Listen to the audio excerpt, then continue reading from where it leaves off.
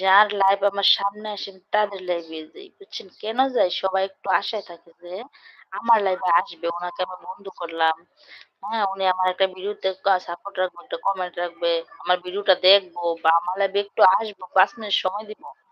এই কারণে যার লাইভটা আমি সময় পাই তার লাইভে যাই। বুঝছেন?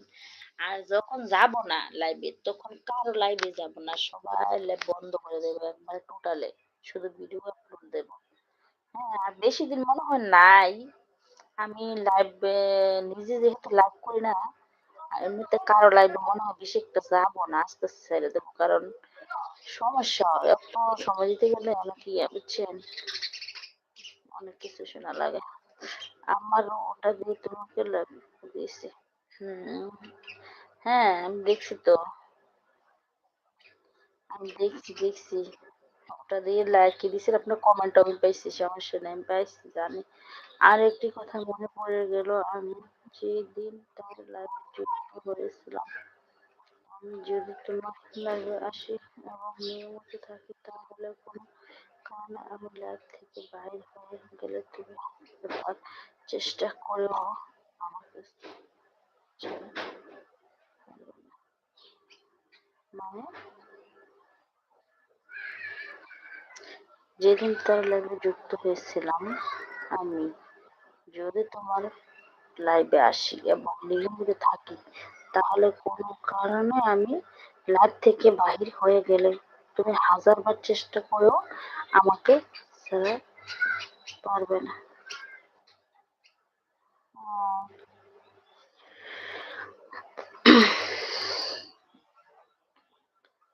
বুঝছি। আচ্ছা যাই হোক, পান্না শুধু আমার লাইভে আসে না সবার লাইভে যায়। পান্না শুধু আমার লাইভে আসে না সবার লাইভে যায়। হ্যাঁ, আপনার লাইভে আমি কিভাবে যাব? আপনি তো লাইভই করেন না। তাহলে কিভাবে যাব বলেন? ভাইয়া কই আপু?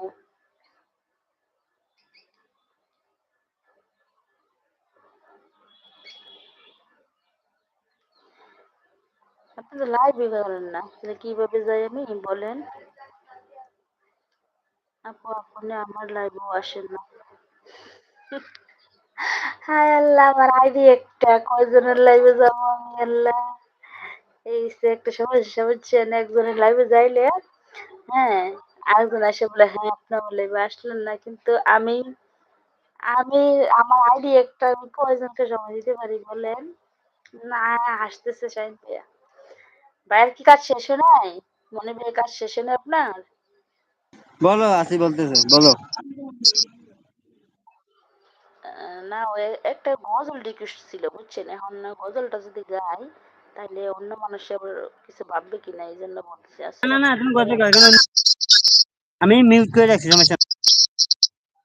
এখানে কেউ নাই আমি ছাড়া। আচ্ছা ঠিক আছে তাহলে আমি গজলটা ইয়ে করি করে তারপরে নিচে চলে যাই আমার কাজ আছে আমার একটু বুঝছেন। ওকে ওকে তুমি গতটা গিয়ে তারপরে নামো সমস্যা নেই। আল্লাহ আল্লাহ জানে বলতে পারি কিনা আপনাকে সালাম দিয়েছি সালামের উত্তরটা নিতে পারেন। একটু দাঁড়াও মায়েরে দেখি রে গ্রামবাসী